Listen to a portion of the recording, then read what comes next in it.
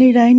မှာကောင်းချီးမင်္ဂလာကိုယူမလားသင်ခန်းစာကိုယူမလားဓမ္မမိတ်ဆွေများအားလုံးမင်္ဂလာပေါင်းနှင့်ပြည့်စုံကြပါစေလို့ပထမဦးစွာနှုတ်ခွန်းဆက်သလိုက်ပါရရှင်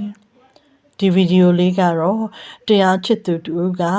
သူ့ရဲ့ကိုယ်တွေ့တရားအသည့်တွေကိုပြန်ပြီးမျှဝေပေးတာပဲဖြစ်ပါတယ်ရှင်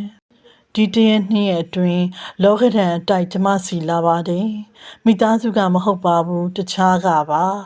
ကျမကမိမိကိုအထီးပတိမထားပဲဒီအတိုက်ပါလို့ဖြစ်တာလေပဲအကြောင်းကိုရှာပါတယ်အကြောင်းအကျိုးကိုနောက်ဆုတ်ပြီးလိုက်ပါတယ်ဒီအကြောင်းကြောင့်ဒီအကျိုးဒီအကြောင်းကြောင့်ဒီအကျိုးဆိုပြီးနောက်ဆုတ်ပြီးစက်တိုက်ကြည့်ပါတယ်ကျမစိတ်ကတည်ငြိမ်လျက်ပါပဲရှင်တခြားတစ်ဖက်ကိုကျမအရင်နေကြည့်ပါတယ်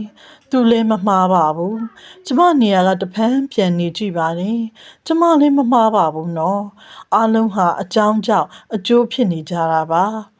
ကျမတို့နေ့တစ်နေ့ကိုဖြတ်သန်းတဲ့အခါနှစ်ခုပဲရှိပါတယ် blessing ရမလား lesson ရမလားကောင်းကြီးမင်္ဂလာဖြစ်မလားသင်ခန်းစာရမလားနှစ်ခုပဲရှိတာပါကျမတို့အမှားလုပ်မိရင်တော့မသိလို့မှားသွားတာပါဒီအမှားကိုနောင်နှအဖြစ်မယူပဲသင်ခန်းစာအဖြစ်ယူပြီးနောင်မလုပ်မိအောင်ပိုကောင်းအောင်လုပ်ရမှာဖြစ်ပါတယ်ကျမတို့အမှားမလုပ်မိဘူးအဆဆရရအဆင်ပြေနေရင်တော့ဒီနေ့က blessing ပါပဲရှင် blessing နဲ့ lesson နှစ်ခုပဲရှိပါတယ်နောက်တစ်ခုကအကြောင်းအကျိုးပါမိုးပါလို့ရွာသလဲဖားအော်လို့ရွာပါတယ်ဖားပါလို့အော်သလဲမွေးကြိုက်လို့အော်ပါတယ်မွေပါလို့ကြိုက်သလဲငါဝင်းပူစာမနေတာလို့ကြိုက်တာပါတဲ့အဲ့ဒီဥပမာလေးလိုအတိုက်တစ်ခုခုနဲ့ရင်ဆိုင်ရရင်အကြောင်းအကျိုးကိုနောက်ဆုတ်ပြီးဆင်ခြင်ကြည့်ပါရှင်နောက်ပြီးတစ်ဖက်သားနေရာမှာအရင်နေကြည့်ပါမိမိဘက်ကိုနောက်မှနေကြည့်ပါနှစ်ဖက်လုံးကိုမျှပြီးနားလည်ပေးပါ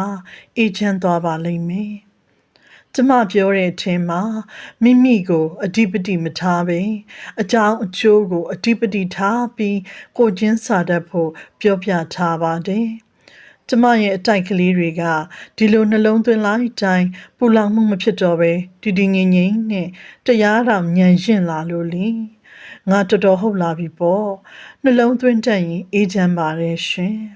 ဒီကနေ့ညဝပြီးသွားတဲ့အကြောင်းအရာလေးနဲ့ပတ်သက်လို့မရှင်းလင်းတာသိချင်တာများရှိရင်ဒီဗီဒီယိုလေးအောက်မှာ comment ရေးသွားနိုင်ပါတယ်ရှင်